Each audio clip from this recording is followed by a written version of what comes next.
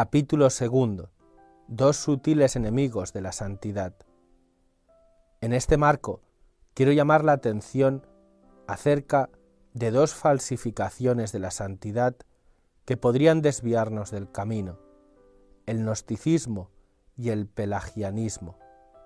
Son dos herejías que surgieron en los primeros siglos del cristianismo, pero que siguen teniendo alarmante actualidad. Aún hoy los corazones de muchos cristianos, quizás sin darse cuenta, se dejan seducir por estas propuestas engañosas. En ellas se expresa un inmanentismo antropocéntrico disfrazado de verdad católica. Veamos estas dos formas de seguridad doctrinal o disciplinaria que dan lugar a un elitismo narcisista y autoritario, donde en lugar de evangelizar, lo que se hace es analizar y clasificar a los demás, y en lugar de facilitar el acceso a la gracia, se gastan las energías en controlar. En los dos casos, ni Jesucristo ni los demás interesan verdaderamente. El gnosticismo actual.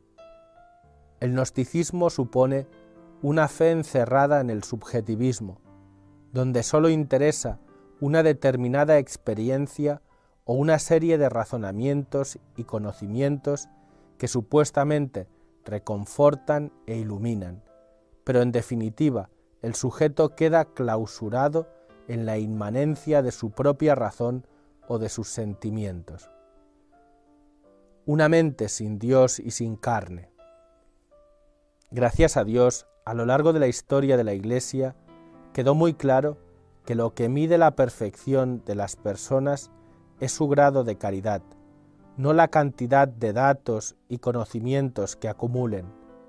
Los gnósticos tienen una confusión en este punto y juzgan a los demás según la capacidad que tengan de comprender la profundidad de determinadas doctrinas. Conciben una mente sin encarnación, incapaz de tocar la carne sufriente de Cristo en los otros, encorsetada en una enciclopedia de abstracciones. Al descarnar el misterio, finalmente prefieren un Dios sin Cristo, un Cristo sin iglesia, una iglesia sin pueblo. En definitiva, se trata de una superficialidad vanidosa, mucho movimiento en la superficie de la mente, pero no se mueve ni se conmueve la profundidad del pensamiento. Sin embargo, logra subyugar a algunos con una fascinación engañosa, porque el equilibrio gnóstico es formal y supuestamente aséptico, y puede asumir el aspecto de una cierta armonía o de un orden que lo abarca todo. Pero estemos atentos, no me refiero a los racionalistas enemigos de la fe cristiana. Esto puede ocurrir dentro de la Iglesia, tanto en los laicos de las parroquias como en quienes enseñan filosofía o teología en centros de formación, porque también es propio de los gnósticos creer que con sus explicaciones ellos pueden hacer perfectamente comprensible toda la fe y todo el Evangelio. Absolutizan sus propias teorías y obligan a los demás a someterse a los razonamientos que ellos usan.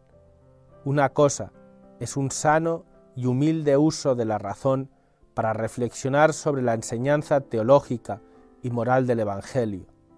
Otra es pretender reducir la enseñanza de Jesús a una lógica fría y dura que busca dominarlo todo. Una doctrina sin misterio. El gnosticismo es una de las peores ideologías, ya que, al mismo tiempo que exalta indebidamente el conocimiento o una determinada experiencia, considera que su propia visión de la realidad es la perfección. Así, quizás sin advertirlo, esta ideología se alimenta a sí misma y se enceguece aún más. A veces se vuelve especialmente engañosa cuando se disfraza de una espiritualidad desencarnada, porque el gnosticismo por su propia naturaleza, quiere domesticar el misterio, tanto el misterio de Dios y de su gracia, como el misterio de la vida de los demás. Cuando alguien tiene respuestas a todas las preguntas, demuestra que no está en un sano camino, y es posible que sea un falso profeta, que usa la religión en beneficio propio, al servicio de sus elucubraciones psicológicas y mentales.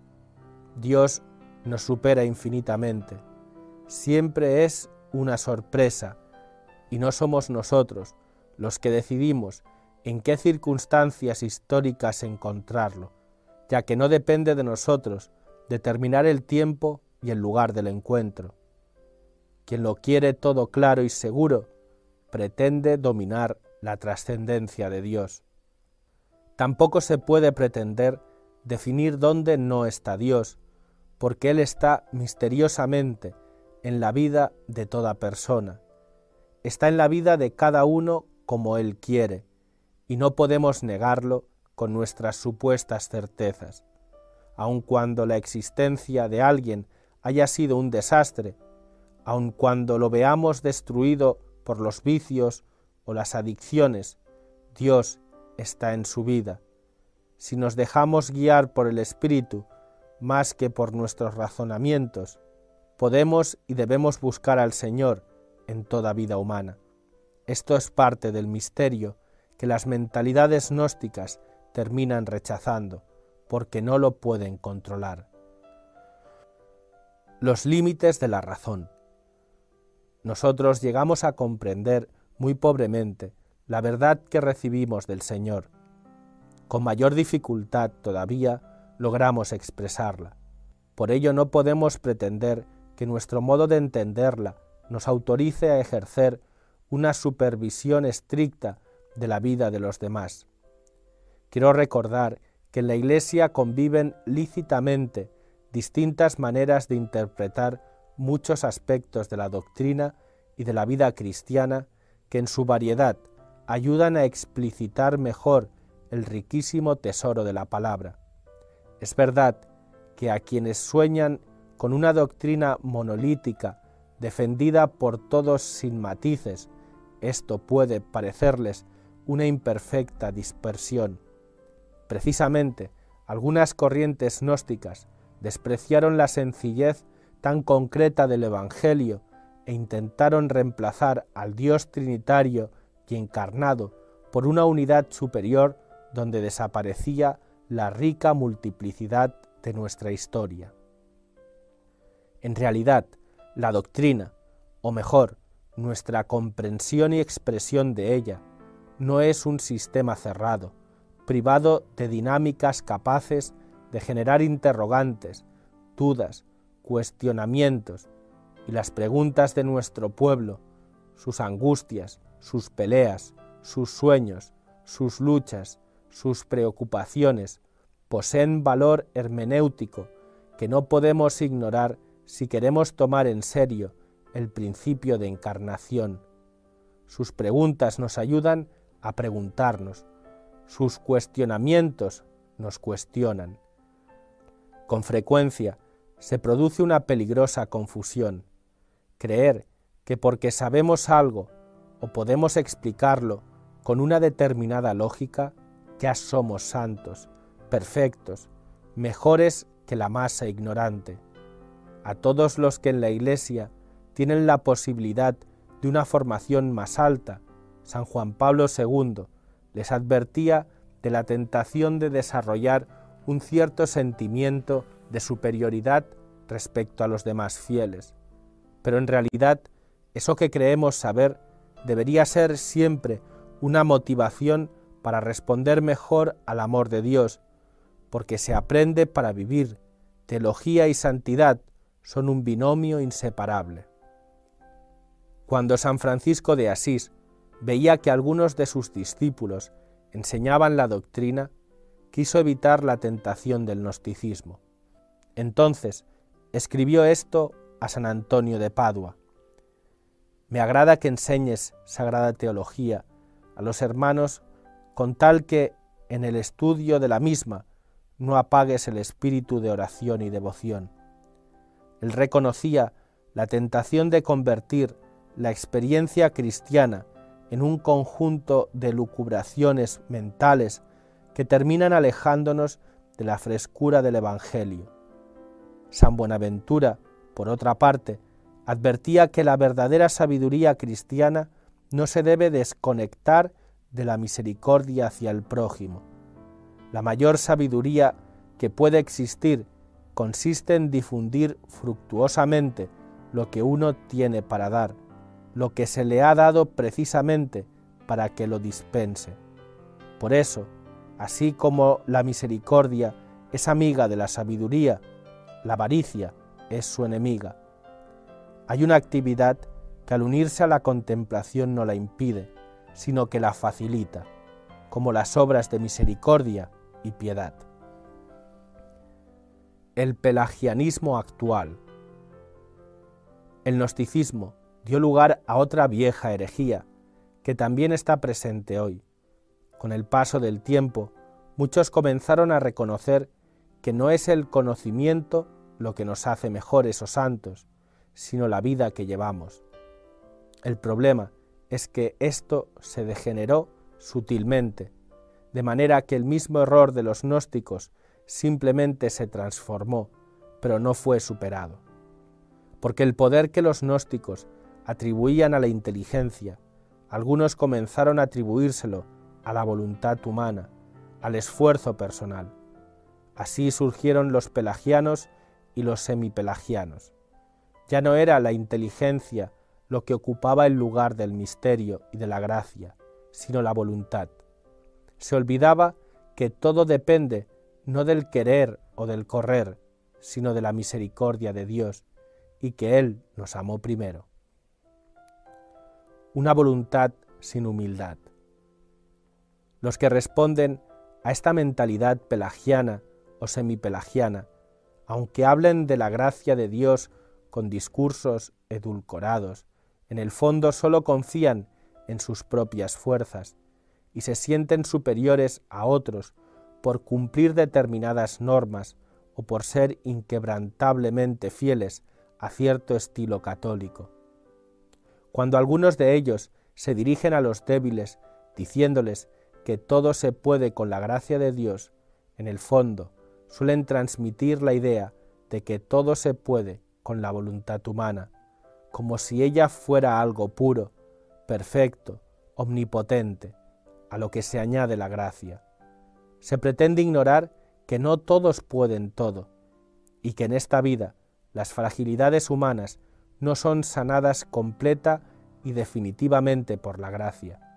En cualquier caso, como enseñaba San Agustín, Dios te invita a hacer lo que puedas y a pedir lo que no puedas, o bien a decirle al Señor humildemente, dame lo que me pides y pídeme lo que quieras. En el fondo, la falta de un reconocimiento sincero, dolorido y orante de nuestros límites es lo que impide a la gracia actuar mejor en nosotros, ya que no le deja espacio para provocar ese bien posible que se integra en un camino sincero y real de crecimiento. La gracia, precisamente porque supone nuestra naturaleza, no nos hace superhombres de golpe. Pretenderlo sería confiar demasiado en nosotros mismos. En este caso, detrás de la ortodoxia, nuestras actitudes pueden no corresponder a lo que afirmamos sobre la necesidad de la gracia, y en los hechos terminamos confiando poco en ella, porque si no advertimos nuestra realidad concreta y limitada, tampoco podremos ver los pasos reales y posibles que el Señor nos pide en cada momento, después de habernos capacitado y cautivado con un don. La gracia actúa históricamente y de ordinario, nos toma y transforma de una forma progresiva.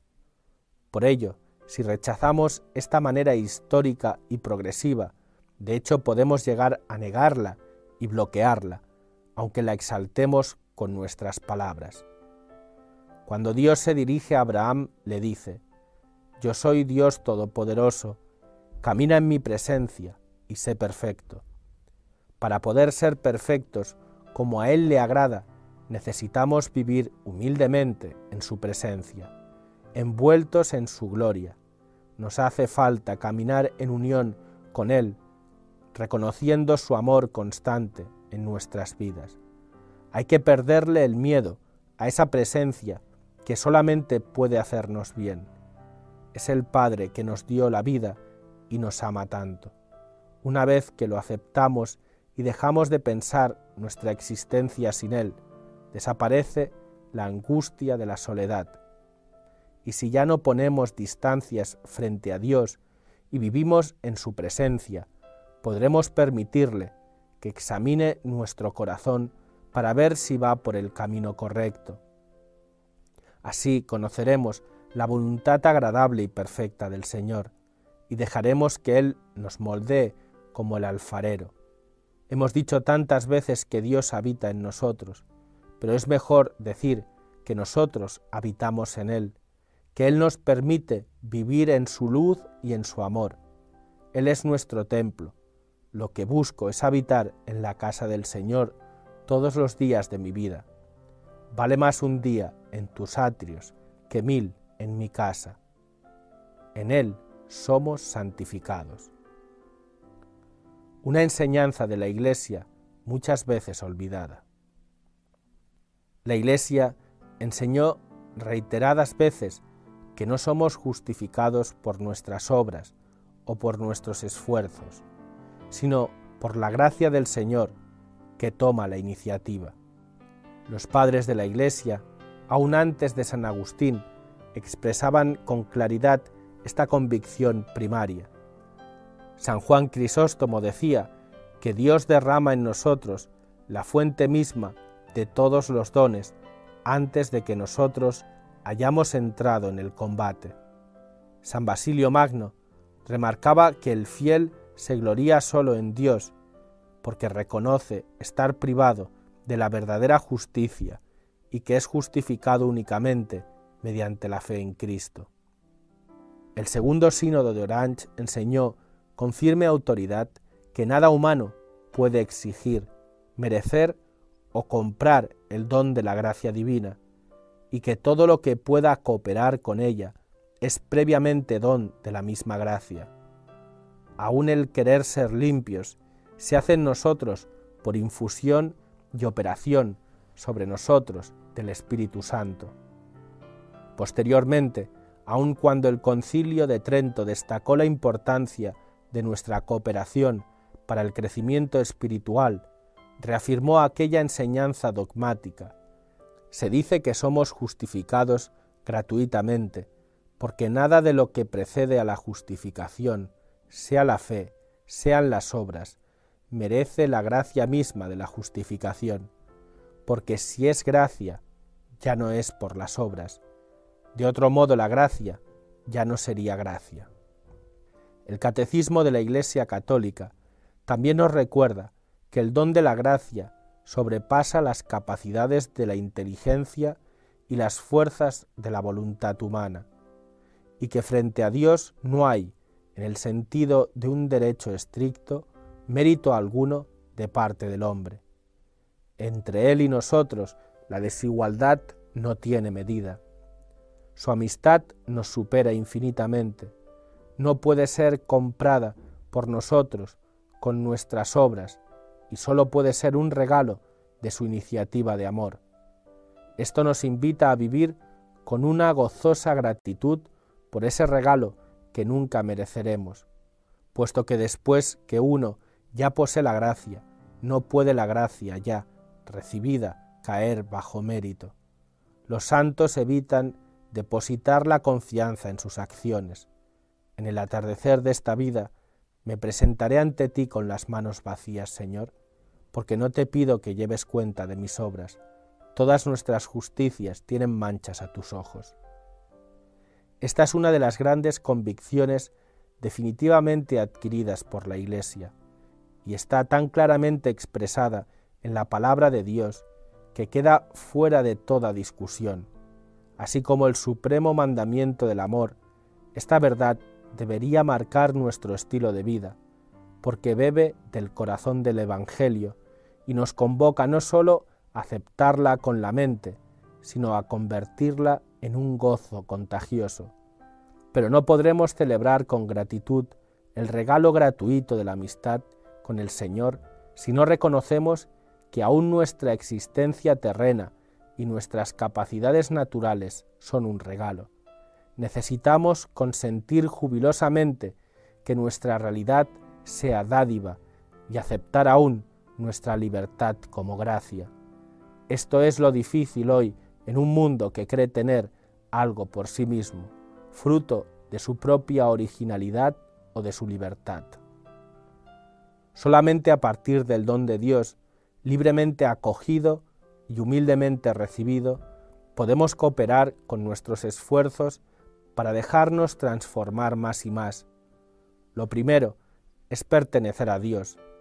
Se trata de ofrecernos a Él, que nos primerea, de entregarle nuestras capacidades, nuestro empeño, nuestra lucha contra el mal y nuestra actividad, para que su don gratuito crezca y se desarrolle en nosotros.